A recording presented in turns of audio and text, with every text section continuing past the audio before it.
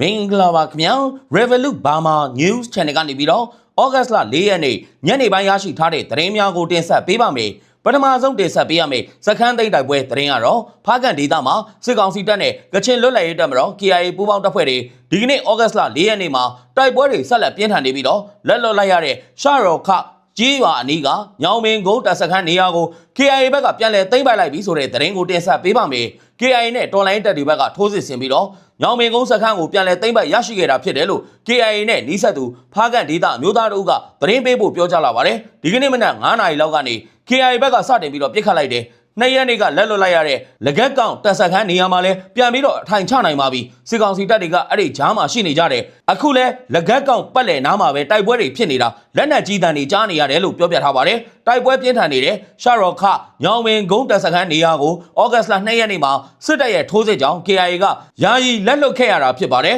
်ညောင်မင်းကုန်းနေရာကအေးမြသားရကျေးရွာရဲ့အထက်ပိုင်းမှာတည်ရှိတာဖြစ်ပြီးတော့အဲ့ဒီတောင်ကုန်းနေရာမှာ KIA နဲ့တော်လိုင်းတပ်ဖွဲ့တွေကပြီးခဲ့တဲ့2024ခုနှစ်ကနေတပ်ထိုင်ထားတာပဲဖြစ်ပါတယ်ပြီးခဲ့တဲ့2လဝန်းကျင်ကနေမော်မောလေယန်နဲ့စွတ်ဘုံအမိုက်ပုံကျေးရွာနှစ်ခုမှာစစ်အင်အားအလုံးရင်းနဲ့စစ်ကြောင်းထိုးတက်ဆွဲထားတဲ့စစ်ကောင်စီတပ်တွေကဩဂတ်လ1ရက်နေ့ကစတင်ပြီးတော့ရှရော်ခညောင်မင်းကုန်းကျေးရွာဘက်ကိုထိုးစစ်ဆင်တိုက်ခိုက်လာတဲ့အတွက် KIA ကတက်ဆုတ်ခဲ့တာဖြစ်တယ်လို့သိရပါတယ်ဒီကနေ့မှာတော့ KIA နဲ့တော်လိုင်းတပ်ဖွဲ့တွေကညောင်မင်းကုန်းနေရာနဲ့စစ်ခွေးတွေရှိတဲ့နေရာတွေကိုထိုးစစ်ဆင်တိုက်ခိုက်နေတယ်လို့ဖားကန်ဒေသခံအမျိုးသားတို့ကဆက်လက်ပြောပြထားပါတယ်စစ်ရေးအခြေအနေကိုပြောရမယ်ဆိုရင်တော့မော်မောလေယန်နဲ့အမိုက်ပုံနေရာမှာကစစ်ခွေးတွေကတက်ဆွဲထားဆဲဖြစ်ပါတယ်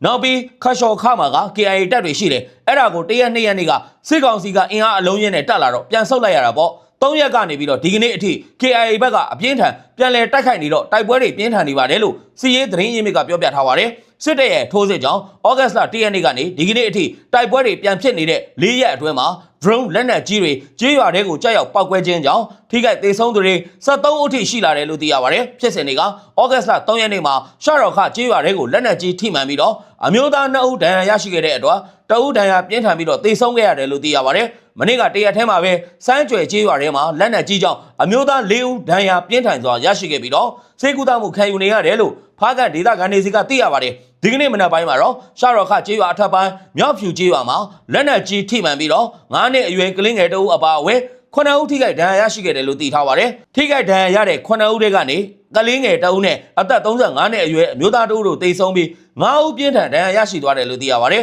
အရက်သား9ဦးထိခိုက်တိတ်ဆုံးခဲ့ရတဲ့မြောက်ဖြူကျေးရွာမှာကျတဲ့လက်နက်ကြီးကဖားကန်ဗျူဟာကုန်းကနေတိုက်ပွဲဖြစ်နေတဲ့နေရာဘက်ကိုဥတီပြီးတော့ပစ်ခတ်လိုက်ရာရှရော်ခကျေးရွာကိုကျော်လွန်ပြီးတော့မြောက်ဖြူကျေးရွာမှာကြားရောက်ပောက်ကွဲခဲ့တာဖြစ်တယ်လို့ဖားကန်ဒေသခံတွေကပြောပါတယ်ဖားကန်ဒေသမှာပြင်းထန်တိုက်ပွဲငြိမ်သက်သွားတဲ့တပတ်ကျော်ခန့်အကြာမှာစစ်တပ်ရဲ့ထိုးစစ်ကြောင့်တိုက်ပွဲပြန်ဖြစ်တဲ့3ရက်အတွင်းမှာပဲအရက်သားပြည်သူ73ဦးဒဏ်ရာရရှိပြီးတော့သေဆုံးမှုတွေရှိခဲ့တယ်လို့သိရပါတယ်စစ်ကောင်စီတပ်ဟာပြီးခဲ့တဲ့ AP လကလေးကနေပြီးတော့ဖားကန်ဒေသတွေကိုစစ်အင်အားအလုံးရင်းနဲ့စစ်ကြောင်းထိုးထားပြီးတော့ဇွန်လမှာပဲစစ်ရေးအတွက်ရေးပါတယ်မော်မောဘုံနဲ့လမောင်ကုန်းတောင်ကုန်း2နေရာတို့ကိုရရှိဖို့အတွက်ကြိုးပမ်းနေတာပဲဖြစ်ပါတယ်မြေပြင်စစ်ကြောင်းကိုဖားကန်ဗျူဟာကုန်းကနေလက်နက်ကြီးအပြင်လေကြောင်းနဲ့တိုက်ခတ်ပြီးတော့စစ်ကူပေးပြီးတိုက်ခိုက်နေပေမဲ့ KIA နဲ့တော်လိုင်းတပ်ဖွဲ့တွေရဲ့ခုခံတိုက်ခိုက်နေတာတွေကြောင့်အရှိကိုဆက်တက်လို့မရပဲမော်မောလေယန်စွတ်ဘုံအမိုက်ပုံကျေးရွာတွေမှာပဲတောင်းတင်နေတာ2လကျော်ကြာလာပြီဖြစ်ကြောင်းသတင်းရရှိပါတယ်ခင်ဗျာဆက်လက်ပြီးတော့တင်ဆက်ပေးရမယ့်တိုက်ပွဲသတင်းကတော့စကိုင်းတိုင်း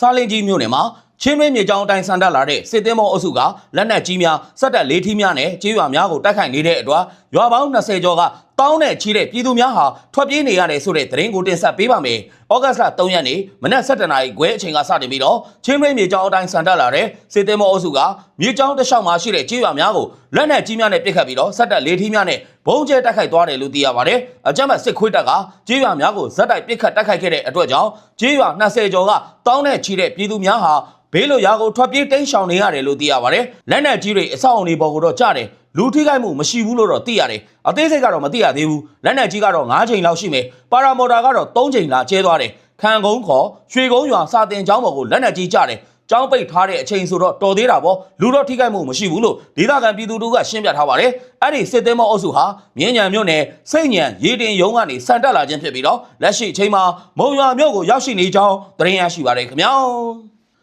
နောက်ထပ်တင်ဆက်ပေးရမယ့်သတင်းကတော့ထိုင်းနိုင်ငံဘန်ကောက်မြို့ဘန်ရက်မှာရှိတဲ့ဖျော်ဖြေရေးကလပ်2ခုကိုထိုင်းရဲတပ်ဖွဲ့ကဝင်ရောက်စီးနင်းခဲ့ပြီးတော့မြန်မာနိုင်ငံသား18ဦးအပါအဝင်46ဦးကိုဖမ်းဆီးခဲ့တဲ့ဆိုတဲ့သတင်းကိုတင်ဆက်ပေးပါမယ်။ဩဂတ်စ်လ3ရက်နေ့မနက်4နာရီခန့်မှာဘန်ရက်ရဲစခန်းစိုက်ဘာရဲတပ်ဖွဲ့အလုံသမားဝင်ကြီးဌာနပြည်ထောင်ဝင်ကြီးဌာနတို့ပါဝင်တဲ့ပူးပေါင်းအဖွဲ့ဟာဘန်ရက်မှာရှိတဲ့ကလပ်2ခုကိုတရားမဝင်ဖွင့်လှစ်ထားခြင်းမူရစေဝါသုံးစွဲသူများနဲ့အချိန်ပိုဖွင့်လှစ်ခြင်းများကြောင့်ဝင်ရောက်စီးနင်းခဲ့ကြောင်းပြောဆိုထားပါတယ်။အဲ့ဒီကလပ်2ခုမှာတရားမဝင်အလုံသမားများဝင်ရောက်လုပ်ကင်နေသလိုမြန်မာနိုင်ငံသားအများစုတွားရောက်ကြတဲ့ဖျော်ဖြေရေးနေရာများလည်းဖြစ်တယ်လို့ဖော်ပြထားပါတယ်။ဘန်ရက်မှာရှိတဲ့Farm Club မှာ e-cigarette 24ခုဆေးကြောက်15လိမ့်နဲ့မြန်မာဆေးလိပ်10လိမ့်တို့တင်စီရမိခဲ့ပြီးတော့16ဦးကိုဖမ်းဆီးခဲ့တယ်လို့ထိုင်းရဲတပ်ဖွဲ့ကထုတ်ပြန်ထားပါတယ်။ဒါအပြင်တရားမဝင်နိုင်ငံထဲကိုဝင်ရောက်လာသူတအုပ်နဲ့ကလပ်ပိုင်ရှင်ကိုလိုင်စင်မရှိဘဲကလပ်ဖွင့်မှုကြောင့်ဖမ်းဆီးခဲ့ကြောင်းဖော်ပြထားပါတယ်။အခုလိုဖမ်းဆီးရမိသူများဟာမြည်သည့်နိုင်ငံသားတွေဖြစ်တယ်ဆိုတာကိုတော့မဖော်ပြထားပါဘူး။ထပ်မံပြီးတော့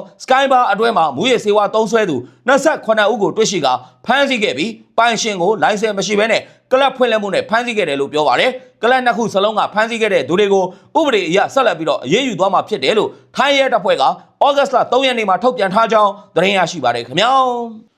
ဆက်လက်ပြီးတော့တင်ဆက်ပေးရမယ့်သတင်းကတော့မကွေးတိုင်းပေါ့မြို့နယ်ဆယ်ဝရွာကိုအကြမ်းဖက်စစ်ခွေးတပ်ကစစ်ကြောင်းထိုးဝင်ရောက်ပြီးတော့ရွာလုံးကျွတ်မီးရှို့ဖျက်ဆီးသွားတယ်ဆိုတဲ့သတင်းကိုတင်ဆက်ပေးပါမယ်။ဒီကနေ့ဩဂတ်စ်လ4ရက်နေ့မနက်ပိုင်းမှာပေါ့မြို့နယ်ဆယ်ဝရွာကိုအကြမ်းဖက်စစ်ခွေးများကစစ်ကြောင်းထိုးဝင်ရောက်ပြီးတော့ရွာလုံးကျွတ်မီးရှို့ဖျက်ဆီးနေခြင်းဖြစ်တယ်လို့သိရပါတယ်။အကြမ်းဖက်စစ်ခွေးများဟာကြေးရွာအတွင်းကိုစစ်ကြောင်းထိုးဝင်ရောက်လာတဲ့အချိန်မှာလက်နက်ကြီးလက်နက်ငယ်များနဲ့ပြစ်ခတ်မှုများကိုပြုလုပ်ခဲ့ခြင်းကြောင့်ပြည်သူများဟာရွာလုံးကျွတ်ထွက်ပြေးတိမ်းရှောင်နေရတယ်လို့သိရပါတယ်။လက်ရှိချိန်ထိစစ်ကောင်စီတပ်သားများဟာကြေးရွာအတွင်းမှာရှိနေတဲ့အတွက်ကြောင့်ပြည်သူများထိခိုက်မှုအခြေအနေနဲ့ဖမ်းဆီးခံရသူရှိမရှိကိုတော့အတိမပြုတ်နိုင်သေးပဲနေအိမ်အများအပြားမီးရှို့ဖျက်ဆီးနေဆဲဖြစ်တယ်လို့သိရပါတယ်။စစ်ခွေးတွေမီးရှို့ဖျက်ဆီးနေတာနေအိမ်အရေးအတွက်တော်တော်ကိုများပါတယ်။အရေးအတွက်ကိုတော့အတိမပြုတ်နိုင်သေးဘူး။စစ်ခွေးစစ်ကြောင်းကကြေးရွာရဲ့အနီးနားမှာရှိနေတော့မယ်လို့ပေါ့မြို့နယ်ကတာဝန်ရှိသူကပြောဆိုထားကြောင်းသတင်းရရှိပါတယ်ခင်ဗျာ။နောက်ထပ်တင်ဆက်ပေးရမယ့်သတင်းကတော့ NLD အစိုးရကိုဦးတည်ပြီးတော့တိုက်ခိုက်ခဲ့ကြတဲ့အစွန်းရောက်အမျိုးသားရေးသမားများကိုကြမ်းဖို့ပါတီဥက္ကဋ္ဌခင်ရီကတွေ့ဆုံပြီးတော့ရွေးကောက်ပွဲအောင်မြင်ရေးအတွက်ဝိုင်းဝန်းစ조사ဆောင်ရွက်ပေးကြပါရန်တောင်းဆိုထားတယ်ဆိုတဲ့သတင်းကိုတင်ဆက်ပေးပါမယ်။ဩဂတ်စ်လ1ရက်နေ့မှာရန်ကုန်မြို့မှာရှိတဲ့ကြမ်းဖို့ပါတီရုံးမှာကြမ်းဖို့ဥက္ကဋ္ဌဖာကောင်းခင်ရီက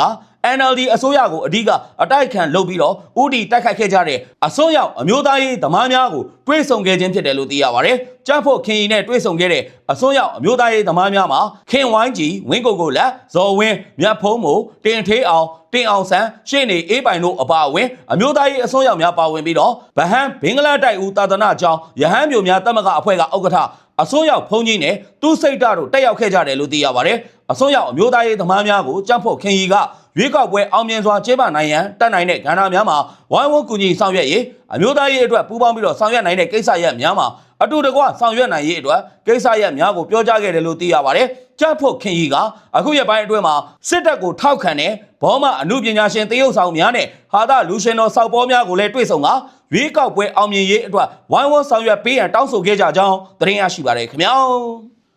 ဆက်လက်ပြီးတော့တင်ဆက်ပေးရမယ့်သတင်းကတော့ကချင်ပြည်နယ်မုံညင်းမြို့နယ်ဘလူးမြို့ဟောင်းဒေသမှာအကြမ်းဖက်စစ်ကောင်စီရဲ့လက်အောက်ခံ SNA တပ်ဖွဲ့ကတပ်ကြီးရွယ်အိုများတောင်သူလယ်သမားများပါမကြမ်းပေါ်တာဆွဲဖမ်းဆီးနေပြီးတော့စစ်သားစုဆောင်းနေတဲ့ဆိုတဲ့သတင်းကိုတင်ဆက်ပေးပါမယ်။ဇူလိုင်လ31ရက်နေ့ကည8:00နာရီခန့်မှာမိုးညင်းမြို့နယ်ဘလူးမြို့တရကုန်းရပ်ကွက်နေအသက်68နှစ်အရွယ်ဦးဝင်းမြင့်အသက်48နှစ်အရွယ်ဦးအေးလွင်အသက်46နှစ်အရွယ်ဦးထွန်းလင်းတို့အပါအဝင်ပြည်သူ6ဦးကိုဖမ်းဆီးသွားတယ်လို့သိရပါတယ်။အခုလိုမျိုးဖမ်းဆီးခံရမှုကြောင့်ကြေးရွာတာဝန်ရှိတဲ့လူကြီးများကလိုက်လံခေါ်ထုတ်ပေးတော့လေပြန်ထည့်ပေးခြင်းမရှိတဲ့အပြင်တွေးခွင့်အောင်မရလိုက်ဘူးလို့ပြောပါတယ်။ SNA ကြားဖြူစစ်ကြောင်းပေါ်ဘလူးမြို့ဘက်မှာတော့တအားကိုပေါ်တာဆွဲနေပါတယ်ဘလူးမြို့ရဲ့ဘုံကျောင်းစာထားအင်ကုန်အဲ့ဒီဘက်တွေမှာအကုန်ဆွဲတယ်အခုရွာတွေကကလေးတွေမရှိတော့ဘူးတာရေးနာရေးတောင်မှစေးမဲ့သူမရှိတော့ဘူးအားလုံးကလည်းကြောက်နေကြတယ်ဟိုတလောကဆိုရင်လမ်းလျှောက်နေတဲ့သူတွေကိုပတ်ပြီးတော့ပေါ်တာဆွဲသွားတာညနေဆိုရင်တောင်မှကံပေါင်မှာလမ်းလျှောက်မဲ့သူမရှိတော့ဘူး၆ကတ်သွားပြီလို့ဒေသနေပြည်သူတို့ကပြောပြထားပါတယ်အကြမ်းဖက်စစ်ခွေးလက်အောက်ခံ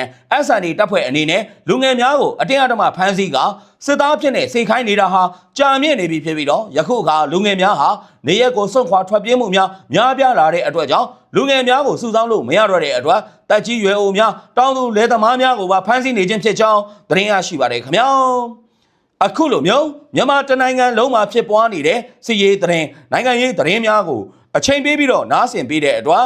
Revolut Burma News Channel ကနေပြီးတော့ အထူးပဲကျေးဇူးတင်ရှိပါတယ်ခင်ဗျာမြန်မာနိုင်ငံသူနိုင်ငံသားများအားလုံးဘေးအန္တရာယ်အပေါင်းကကင်းဝေးပြီးတော့အကြမ်းဖက်စစ်အာဏာရှင်စနစ်ဆိုးကြီးရဲ့လက်အောက်ကနေလည်းအမြန်ဆုံးလွတ်မြောက်နိုင်ကြပါစေခင်ဗျာ